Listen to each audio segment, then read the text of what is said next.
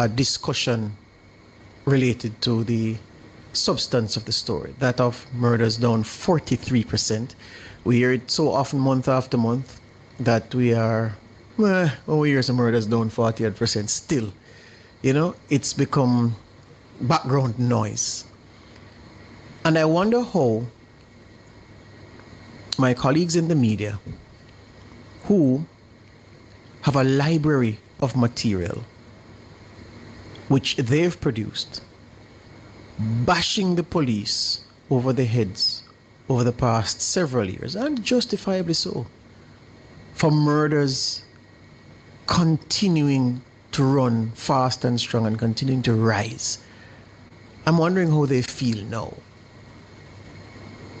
And you may say, well, why would somebody put it like that? Why would you expect somebody to feel a negative way about the fall in murders based on how you put it, George? And I'll say it this way, that there was almost a kind of zealotry, glee, reporting that murders continue to rise. And then you would have the lectures, especially in the newspaper, about how crime ought to be controlled, how crime ought to be tackled, what the police should do, and what a police commissioner should do.